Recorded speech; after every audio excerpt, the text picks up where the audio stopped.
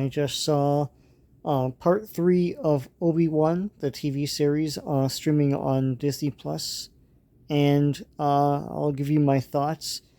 I thought this was subpar to the first two episodes.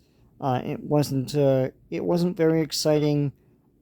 It feels very once again very cheap. It feels like a very low budget affair, very underpopulated. I know that they built that into the story. So basically, with this episode, Obi-Wan is still on the run with young 10-year-old Princess Leia.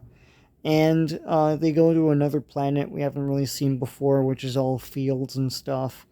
And run in with stormtroopers here and there.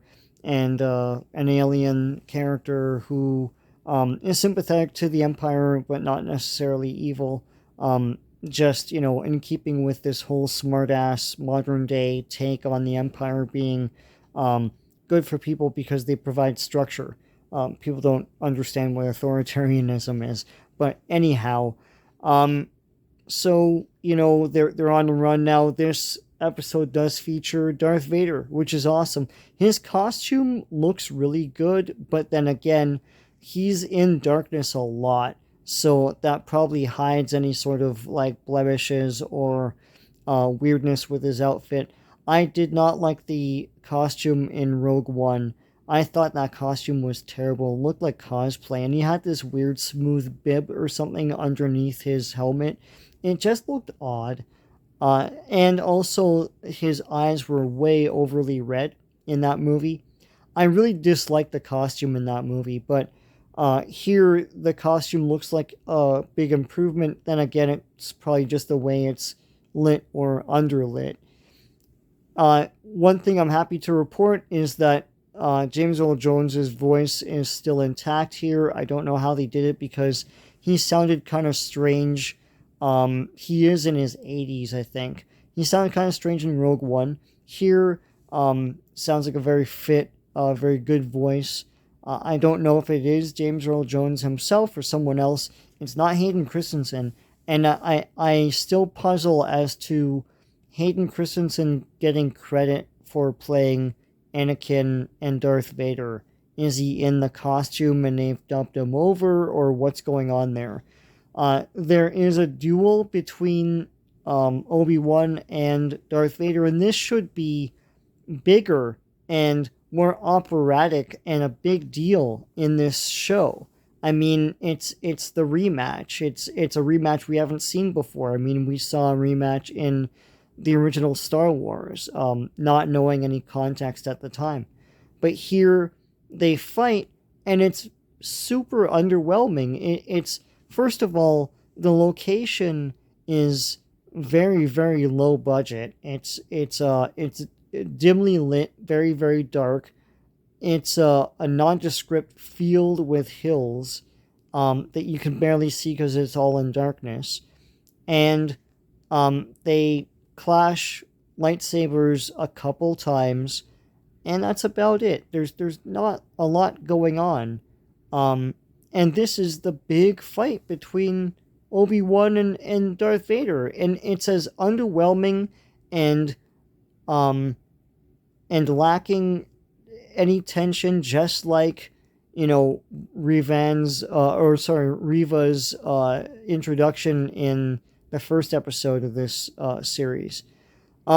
Riva has less to do in this episode, so she's not running around yelling as much as she was in past episodes, so she's a lot more tolerable here. She does kiss ass with Darth Vader and secures a sort of spot as being the next Grand Inquisitor. So I guess the Grand Inquisitor is dead. I thought that character wasn't. And Riva, basically she has to prove herself by, completing this mission, and then she'll be Grand Inquisitor.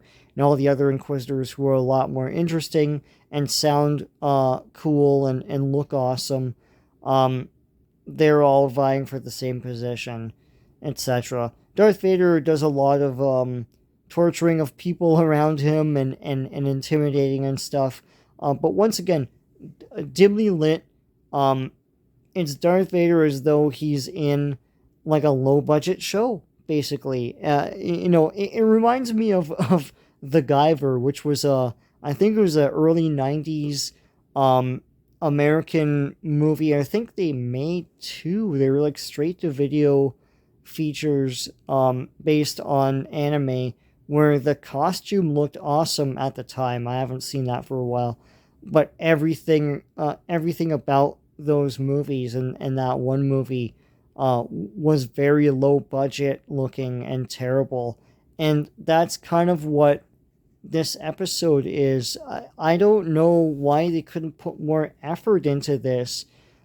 Is it the direction? It looks like this whole series is directed by one person. I like the idea of having one vision, like one voice, do these episodes, but wow, like there's no grandeur, there's no celebration to Star Wars here.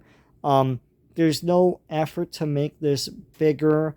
There's no like imagination to elevate this. There is the one alien character that that hooks up with our main heroes here, but really that character's a flash in a pan. There aren't a lot of other aliens like that, and whenever you see the Inquisitors and Darth Vader, they're so dimly lit that it looks terribly low budget. And my God, Vader and Obi-Wan fought in this episode. This should be a bigger deal, and it kind of isn't. My other quibble with this is the depiction of Obi-Wan as being so rusty that whenever he uses his force powers, he's like struggling with it. He's barely doing it. And whenever he's fighting, it's like an amateur. And I don't understand that in relation to the story, because in the story, he keeps asking the uncle who's taking care of Luke Skywalker if he's showing yet, and the intention is Obi-Wan will train him. Well, how is he going to do that if he can barely master his own force powers? I understand they're building tension here, and they're saying that, after 10 years he's not really ready to face Vader or the Jedi Master that you remember him as.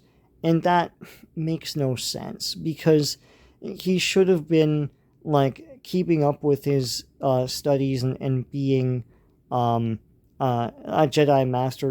At the end of episode 3, Yoda tells him that he has training to do, which is, trying to get in touch with Qui-Gon. And they show some of that here, but then why wouldn't he have kept up with all of his Jedi powers?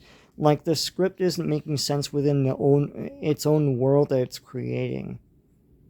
Anyways, all this to say that this show is so far okay. This episode was just okay, but it's not crap. It's not terrible, but it's just all right. It just seems like, as I had said in other videos, it just seems like they're just label slapping Star Wars onto Star Wars product and just putting out Star Wars content and not really trying to add to the lore or doing a good job or trying to top themselves. It's just Star Wars content. So it's okay. It's just okay. I'm glad that Darth Vader is relatively intact. But beyond that, I'll slog through the other 3 episodes, I guess. So until then,